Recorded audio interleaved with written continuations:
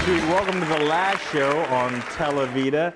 You know, sometimes you feel like your get up and go is got up and left. You don't have the energy to do this and do that. God knows I have a lot of stuff. Sometimes you just need a little motivation. Well, on the last show on TELEVIDA, we've got something for that. We have Alan Little with a little motivation. Before we start with Alan, let's play a clip and we can get a sense of what we've got going on. Alan Little with a little motivation. I want to awake everyone's purpose. Everyone deserves it. People are taking their mindset seriously, their potential seriously, their life, anxiety, stress. Empowered. That's where we're at our peak performance. That's where we're just electric. What would it look like for people to literally empower themselves to a way where they can be their full, authentic self? You gotta keep doing it. When I was first starting off my I want to give people an experience that they can reflect back on and think that was the day I decided to change my life. See, the thing about the black spots on our heart is that we can live our life. trained that they were like born to do it, but they just didn't know it. They just didn't know it. And I'll tell you, at least one clear sign that you're born to do. We have this pattern of this pain, of this hurt. It's going to go on and on and on until we do something dangerous. You're going to find a partner, and you're going to start dancing with them, living in the moment right now. Find a partner! Can I guarantee you that we're just going to make you go through a car wash and you're just going to be cleaned up perfectly and all that? That's not going to happen. But I guarantee you that you're going to have a ticket to put into your own car wash. Somewhere in this crowd, there's a Mahatma Gandhi. My job is to find them or her and wake them up. I want to create events that allows people to have those life-altering moments, that finally they can have a little voice in their head that empowers them and not devours them. I'd recommend Alan anytime, anywhere. I highly recommend this guy.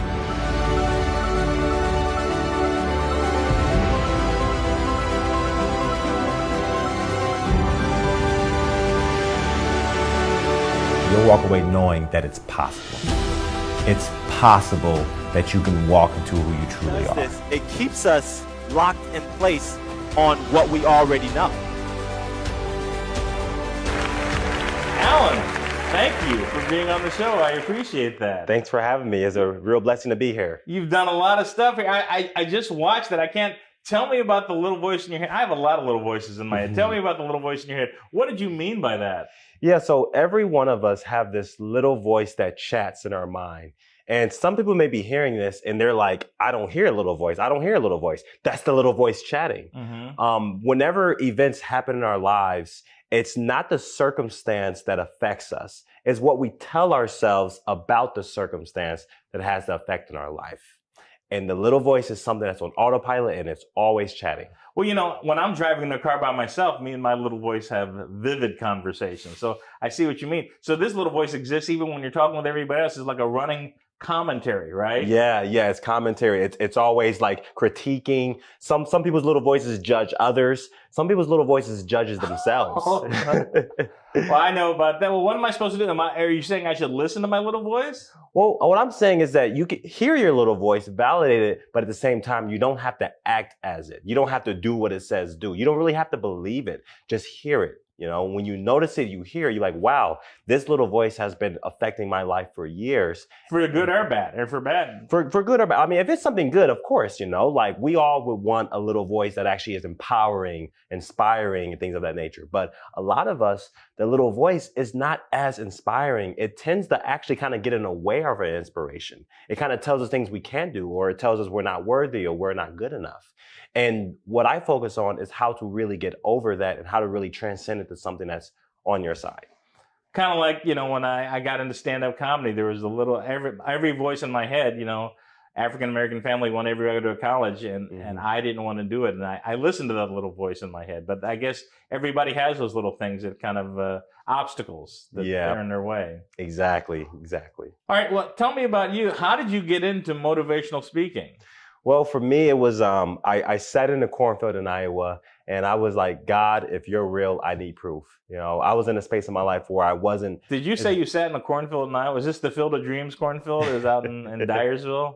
No, this is the cornfield next to the Okay. next to the local Walmart. Okay. Well, all right. A lot of those. Okay. Yeah. And no, I just said, you know, God, if you're real, please show me proof. And I started getting like inspirations, and I started like feeling just different about things. And then I was like, okay, like if there's really something out there, I would love to be a motivational speaker. I would really love to inspire people. This happened in the cornfield. This all happened in the cornfield. Okay. And so as time went on after that cornfield, I started reading books, started, you know, getting inspired and learning from others. And I was like, you know what? I wonder if I can be a motivational speaker. That's because that's all I wanted to be when I grew up. It was always a dream that I had. Who were some of your people? Because I always remember watching Tony Robbins. That was kind of linked with my growing up. Who were the speakers that you kind of led you in this path?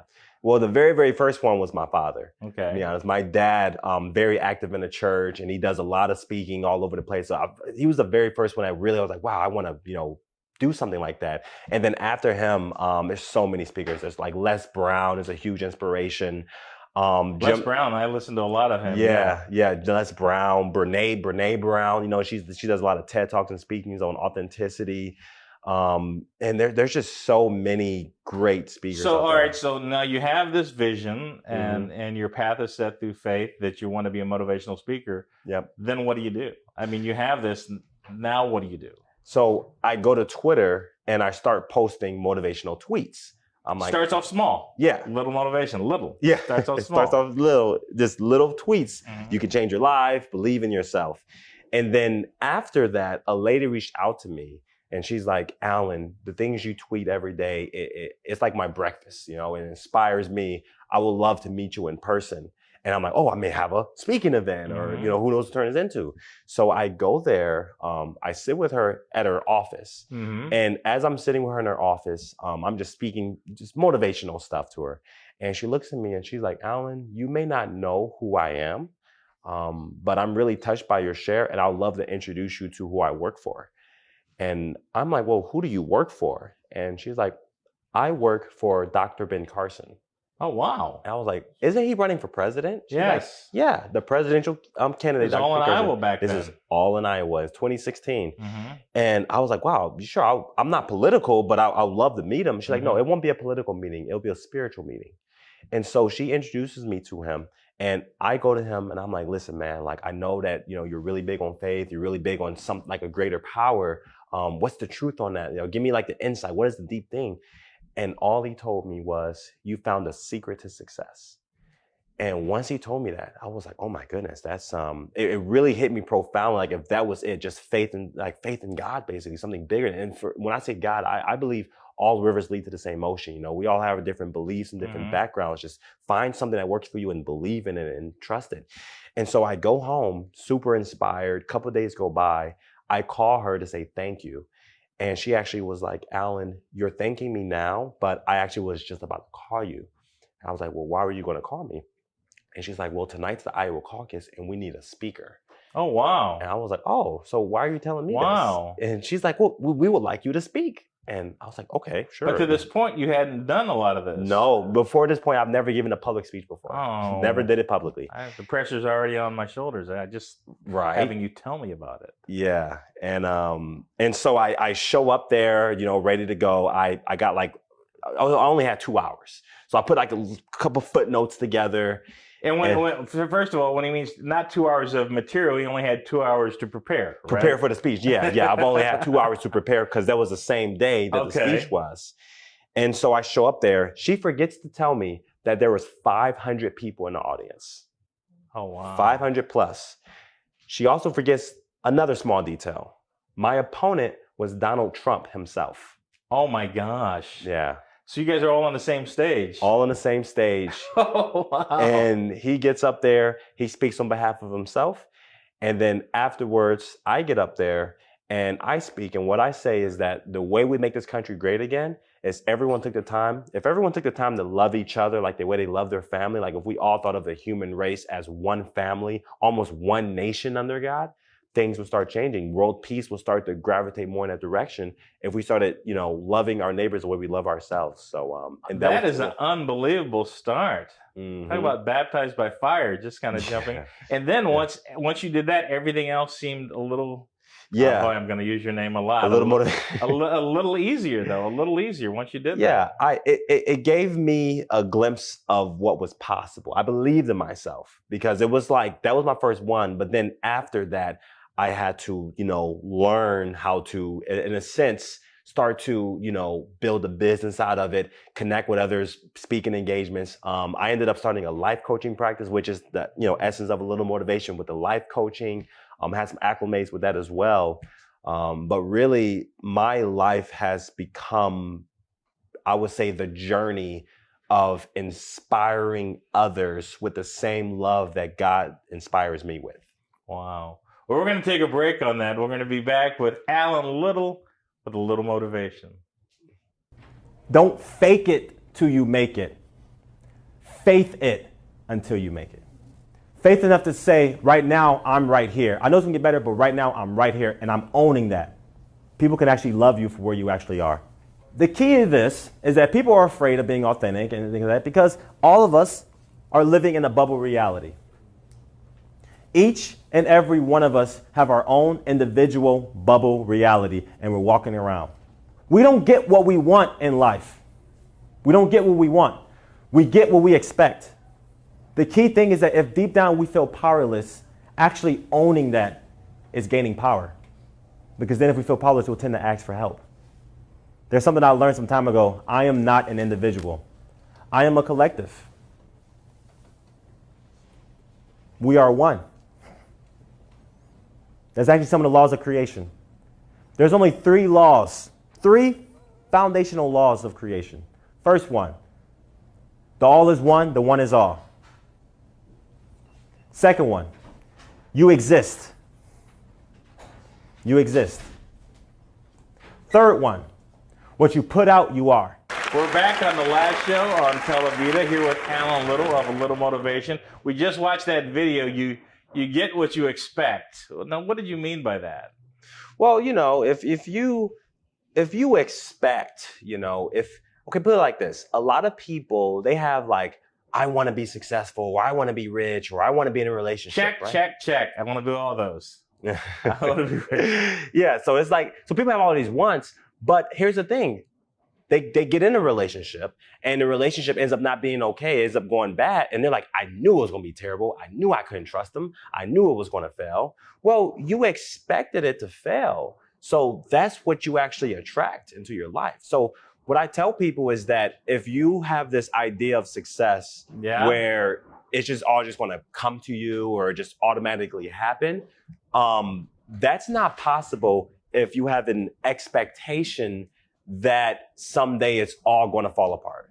Oh, I don't want it to fall apart. I do get what I expect when I go to fast food restaurants. A bucket of chicken, if I want it, I get everything I expect. But I understand what you mean because before I do a comedy show, I just want to, I've been doing this a long time, so I expect to do well.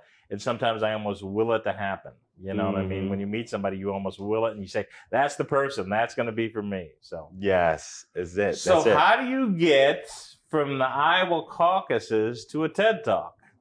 Well, there was, so this is like about a 2 or 3 year gap. Okay? Yeah. So the Iowa caucus that happened, gave that speech, that was amazing. Afterwards, did you go back out to the cornfield and say thank you? By the way, same spot. I did. Thanks for hooking me up. Cornfield next to Walmart. Okay. Yeah. There were some Popeyes out there in the cornfield. God loves some Popeyes in the field. If I was a bucket of chicken, Exactly. just appreciate. So the TED Talk, how TED do we get Talk. there? So after that cornfield talk, I started having surges of people that were, connecting with me, asking me to, can I help them? You didn't have business cards or anything at this point? I didn't have anything. Right. I had follow me on Twitter. I didn't really have anything. So then I got into entrepreneurship. Mm-hmm. I was very blessed to have, entrepreneurs in my corner that I was really connected with and worked with them. And I was able to learn how to build a business. And I built my life coaching practice, right? So I built a life coaching practice.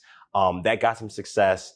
And then I was very, very blessed in the years of 2020 to be rated #1 life coach in Kansas City. Wow. Yeah, #1 life coach rated in Kansas City. And so there was a great amount of success that was happening with the life coaching. Now, come to find that there was an individual that worked at a TEDx, like at a venue that hosted TED Talks. Mm-hmm. And they were like, Alan, you got to apply. You have to apply. Well, first of all, who is TED? So, Who is TED? I know what a TED Talk is, but who is TED? Well, TED is a teddy bear. It's a movie. Are you serious? No. TED, what it stands for is technology, education, and design. I did not know that. Yeah. Thank you. I've learned something already. I did not know that. All right. Yeah, so that's what TED and TED Talk stands for. Okay. And so he had told me I should apply. At the time, I was like, there's no way. A TED Talk is like, top platform in the world. Mm-hmm. It's for speaking, and there's no way I can be able to do that. He's like, just apply. You never know what happens. And I'm like, okay, cool. I'll apply. And so I applied, and they, in my application, I just kind of put very quickly what I knew about myself, and they checked my website and everything. And next, I got an email a couple weeks later that, hey, you're in the top 50% of who we're considering. Wow. Yeah. I watch a lot of those too, actually. Mm-hmm. Yeah. They're all pretty good. They're all pretty profound. And so the next email was like, you're in the top 10%. Then it was you're in the top 5%. And then about 5 or so months later. Then you got it. Yeah. Then I eventually got it. And well, I mean, this is a lot more than 2 hours to prepare. You had this. You got that, right? Yeah. It was, but I'll tell you, I was probably even more nervous because TED's platform, just how many people watch TED Talks, it's played in universities and everything. And, they have. You did it at a university. I did, but this was like every university. And here I am. I didn't graduate college. Hey, neither did I. But I still owe student loans. They're still after me after all these years. You'll never get me. All right, sorry. It's all good. It's all good, And so, but no, it was just that the surge of nervousness. Then I called my dad, and he was like, Alan, when God calls you to do something, he equips you with what you need to get it done. And that really added some inspiration to me, in doing that, So then I gave the talk, turned out, really amazing, super great audience and everything. And it's funny how during that talk, my brother was there, my younger brother. Yeah, I saw that. Mm-hmm. And I met him for just so that our viewers know that his father, I love this bit. He said, oh, by the way, you got a brother, pass the ketchup. Yeah. I stole your joke, by the way. You got a brother, pass the ketchup. Okay, there you go. That's my it would have been more thinking you say, you got a brother, pass the hot sauce. But I'll let that slide. In my house with the hot sauce. Hot sauce and ketchup. Exactly. But he was I saw that where you introduced him, everything like that. Yep. It was very powerful. Actually, his TED Talk is on YouTube if you want to look at that. But Yep. It's just Alan Little, the little voice in our head, TED Talk. Well, I need a little voice in my head because TED Talks are very aspirational, and you're very aspirational. But I think I wanted all that when I was in my 20s. I'm in my 50s now. So do you have any motivation for old people, for people on this side of 50? These I don't know if you're a millennial or whatever you call it, the people that get the discounts at Denny's, the AARP people. Yeah. What motivation, at this stage in life, what motivation do you have for us? Well, what I would say is that understand that the body can age, but the spirit is eternal. The spirit is an eternal thing, and you can tap into that unlimited resource of energy. Colonel Sanders started in the 60s, I believe. Yes. Colonel Sanders started in the 60s. Sam Jackson didn't get his first big movie part till his 50s. Exactly. And so what I would say is that the only thing that ever gets old is the thought that we get old. But in reality, we are eternal beings, and it's a decision. Like, you know what? Whether I'm 50, whether I'm 5, I don't care. I'm starting today. Because the thing about it is that every time our heart beats, that's a purpose. That means that's pretty much God's proof that we have significance that we can create in the world because our heart is beating. I like that there's a movie called Cocoon. I don't know if you remember this movie where all these old people jumped in, but they had all this revigorated vision and lust for life. And it almost sounds like that's a little motivation, actually. That's what it is. That's what it is. So that's what I would say, like one thing my cousin would tell me is that I would be like, oh, my knee is bad because my dad had a bad knee, I'm gonna have a bad knee.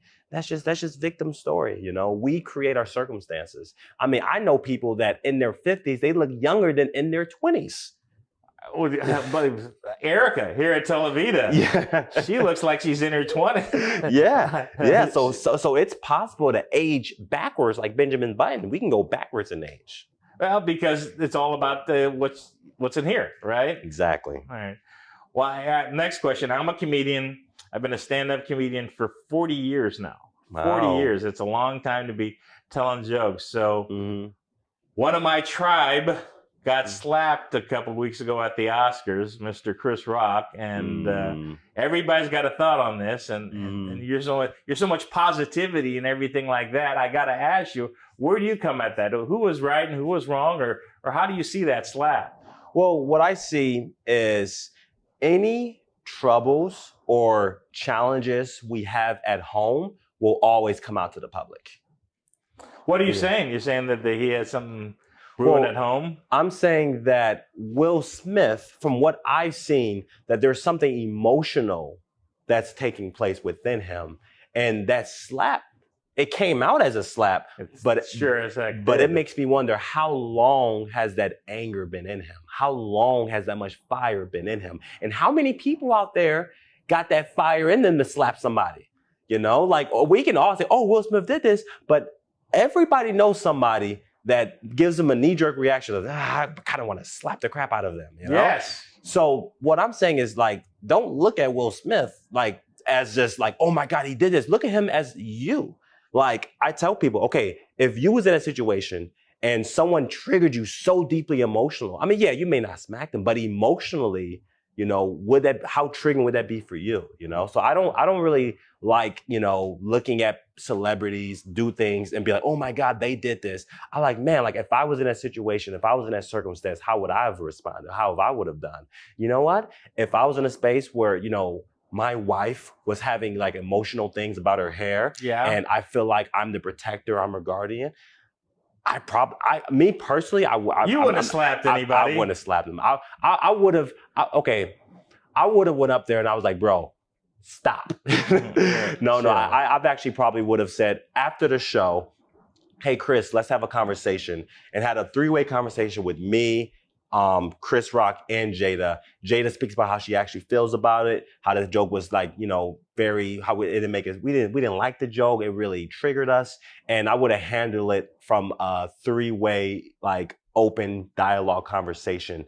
So therefore all 3 of us can grow from the experience, because now, like, most of that is not about Jada and Chris. It's mostly about Will slapping Chris. Yeah, isn't Chris Rock's bank account going to grow from this? Well, I mean, I get what you're saying there. I mean, as a comedian, I'm very, I don't want people jumping up on stage when I do all these other things, and that's what I was afraid of. It gives people license to do it, and luckily, if everybody kind of just takes a step back, because I tell you, Alan, I've been in.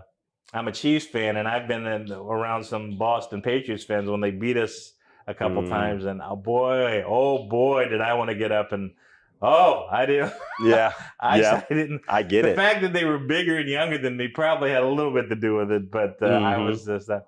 So thank you for coming up, and tell me, what have you got coming up? What's in your future? What's in the future for Alan Little and a Little Motivation? Yeah, I always invite people to join the Lion Team. The Lion Team. It's the Lion Team. The Lion Team. It's a positive community we built. Lion stands for Love Influences Others Naturally. And they can find that on the website. They can go to rethinkbig.org, or they can go to thelionteam.org. It's a Facebook group called The Lion Team. If somebody wants life coaching from you, where do they go? Go to rethinkbig.org. Rethink Big. Rethinkbig.org. And then what happens? Walk me through this here. I mean, like I said, you get to meet with them in person. Can they get motivation via Zoom or internet, or is it always in? How does that work? So what we have is we have the life coaching department, and then they'll get on a phone call, kind of exploring what are they really struggling with, what's something that's within a problem they've always had that they've never really been able to get over. Now, for me personally, I don't do as much of the life coaching. My partner, Sky, she takes care of, like, she's the vice president of our company, and she does all of the life coaching and the life coaching training. I jump in there, a lot more for the, speaker training, public speaking training, and things of that nature. But if they want to get that transformation, I would definitely say it would start with hopping on what we call an expression session. I like that. An expression session. Expression session. Okay, well, thank you, Alan, for coming out. I appreciate it. On the last show on TELEVIDA, we've had Alan Little with a little motivation. We really appreciate it. We'll see you next week on the last show on TELEVIDA.